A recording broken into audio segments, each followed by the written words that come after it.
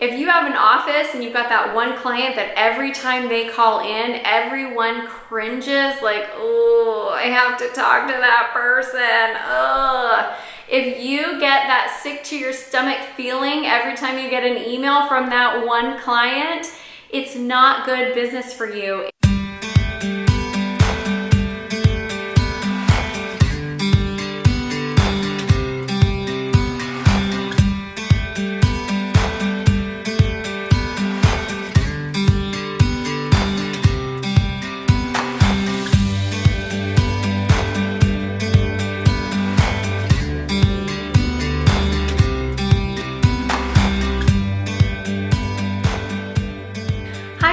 Amy Walker here. Welcome back to the CEO Spot. This is our Biz Tips playlist, and this is the place where you can come and get great information on how to grow your business and also how to enjoy life at the same time.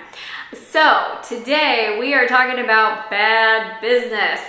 Not all business is good business, and bad business, y'all, it is bad. It's really bad, and sometimes I see business owners going out and chasing the wrong type of business, and then they struggle to figure out why they're not really loving their business. So let's talk through how to tell if you are signing on the right type of clients, the right types of contracts, and bringing in the right type of business, because I promise you, your life is going to be so much better. I have a few factors that I look at to decide if it is the right type of business. I have a few factors that I look at to decide if it's the right type of business for me. And the first one that I look for, is it profitable? Sometimes we get jobs that seem really great on the surface because maybe it's a big contract, or maybe the dollar amount looks really awesome of what someone is offering, but we have to actually go through and do a profit analysis before we say yes, to make sure, am I actually gonna make money when I'm doing this? I one time had a deal that I was so excited about because the dollar amount looked great, but the amount of work that we did ended up being twice as much as what we had anticipated.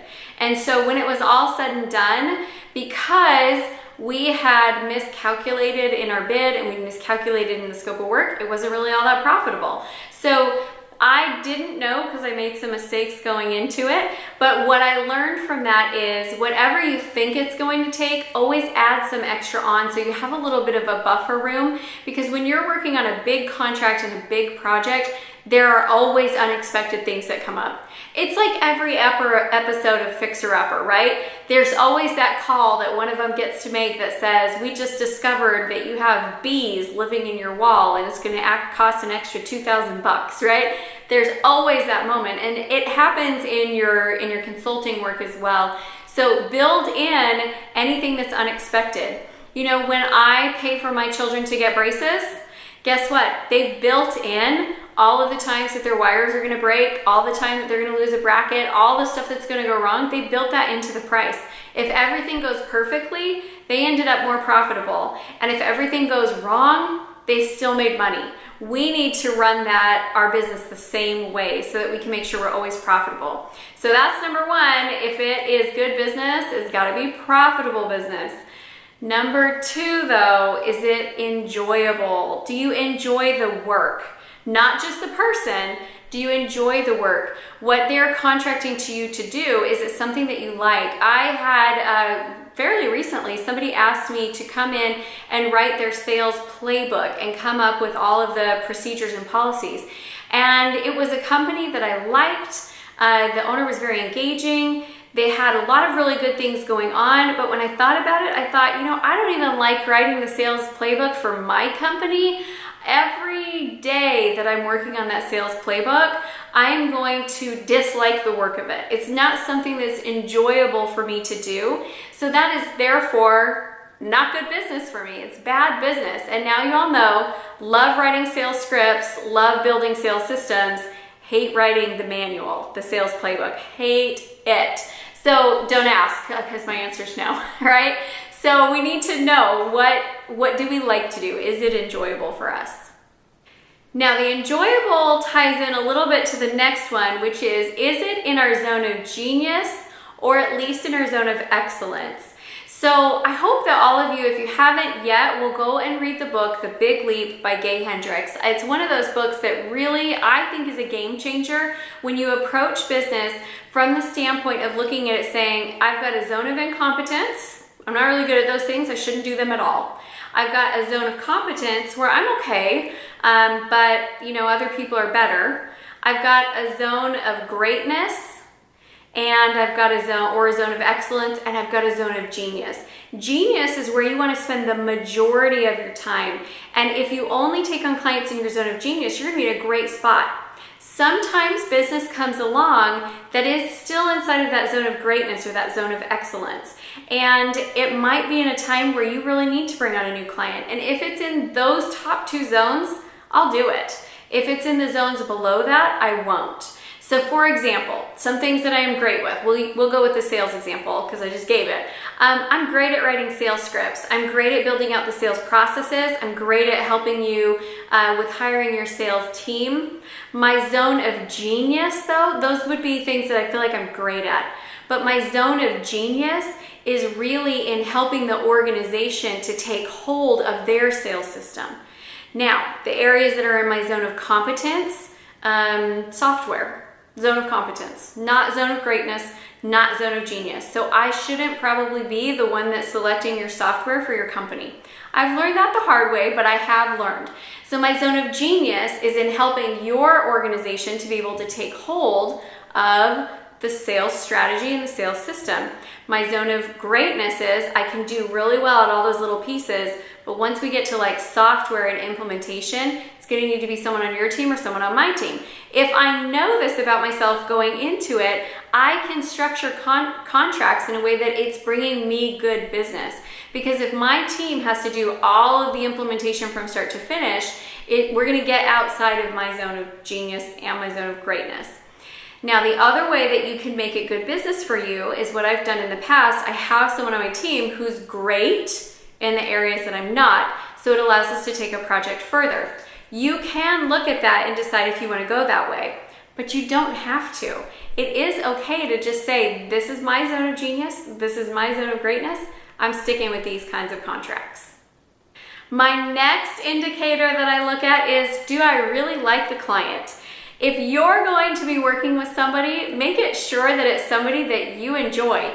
If you have an office and you've got that one client that every time they call in, everyone cringes like, oh, I have to talk to that person. Ugh. If you get that sick to your stomach feeling every time you get an email from that one client, it's not good business for you. If you don't like the client, you're not going to experience synergy in working with them, which means you're expending too much mental and emotional energy. I know we've all had that experience where the client that gets the most amount of our mental attention is the one that we like the least. So let's not do that business. Let's either end the contract, transition them into working a different way. Don't say yes in the first place. If we truly don't like the person, it doesn't matter how much money they pay you, it will be bad money, and there is such a thing as bad money. So make sure that you really truly do like that client, because you're going to be working with them a lot, for maybe a long time. Depends on the length of your contracts. But for me, it's a long time. So we got to make sure that we actually like the client. Okay, sticking in the zone of the client. We may like a client and they may still be terrible to work with. So I like most people. I really do. Like I can't remember the last time I liked someone. No, wait, I do. I remember the last time I disliked someone. It was in college, and he was the world's most annoying person. And I just couldn't stand him. But that is truly the last time that I really strongly felt dislike for another person. I like most people. So for me, I have a tendency to like everybody, but some clients are really hard to work with. Some clients, everything is last minute and everything's an emergency. Some clients don't respect your time boundaries and they want you to be available at their beck and call. Some clients don't pay on time. Some clients don't pay at all. Some clients, the list goes on. So they need to be somebody that we like, but they also need to be somebody that is easy to work with. And I've seen too many business owners hang on to a bad deal because they like the person. That's part of it, It's not all of it. They've also got to be great to work with. Imagine this, just imagine this. What if your client base was full of clients that you love to work with, that are great to work with, that are likable people, that are having you do the kind of work that you love, and that it's profitable? Oh my gosh, this is great. And then we throw in the very last one and it's like, Amy, how does it get any better than this? So my last tip is that the type of work that you're doing is not disruptive to the regular workflow. So once in a while, for the most part, all the business that we get is pretty much within the same vein of what we normally do, and we have a good flow and a good pattern. But every once in a while, someone makes a request for something that I go, yeah, we can do that. We don't normally do that. Let me think through what that would actually look like. Because if it's not something that you do day in, day out, sometimes that work, even though you can do it, and maybe you can do it really well, sometimes it's real disruptive to the flow. So maybe it's a client that is asking you to go and work in-house for a week.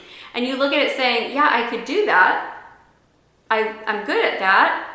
But that means I'm going to have to reschedule this meeting, this meeting, this meeting, this meeting, this meeting, or I'm not going to be able to do XYZ because we just don't really do on-site week-long visits. So just know what that looks like, and then you get to experience the magical place of loving the business that you do.